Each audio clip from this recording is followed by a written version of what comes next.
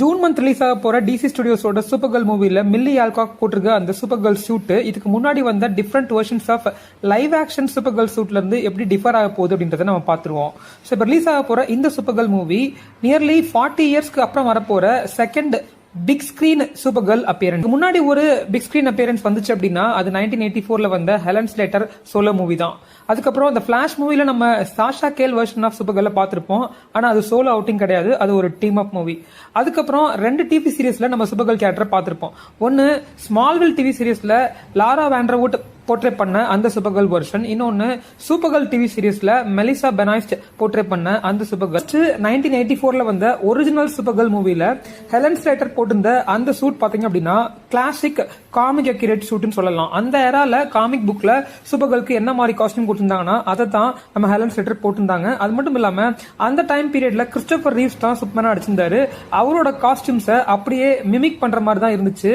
ஸ்மால்வில் TV சீரிஸ்ல 10 இயர்ஸா Laura வேண்டர்வுட் போட்டிருந்த அந்த சூட் இது ரொம்பவே கேஷுவலான வெர்ஷன் ஆஃப் சூப்பர் கேர்ள்னு சொல்லலாம். இவங்க ஒரு fully Kryptonian based super girl மாதிரி இந்த சீரிஸ்ல அப்பியர் ஆயிருக்க மாட்டாங்க.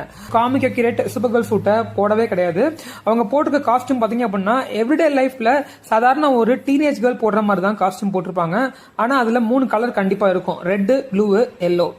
அதே டிவி சீரிஸ்ல பாத்தீங்க அப்படின்னா டிஃப்ரெண்ட் சூட்டையும் சில டைம் போட்டிருந்தாங்க.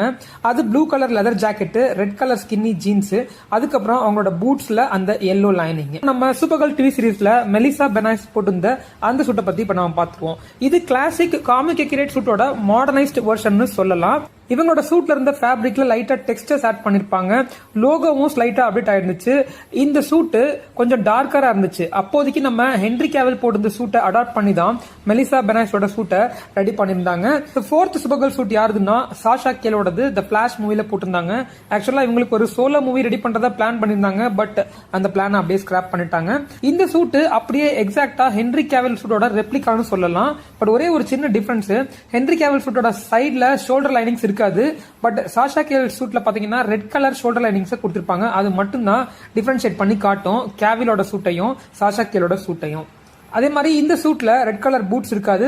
இவங்க ஸ்கர்ட்டும் போட்டிருக்க மாட்டாங்க. ஆனா கேப் இருக்கும். அது ஹென்ரி கேவலோட சூட்ல இருந்த மாதிரியே நல்ல பெரிய கேப் இருக்கும். மில்லி ஆல்காக்ஸோட சூப்பர் கேர்ள் சூட்.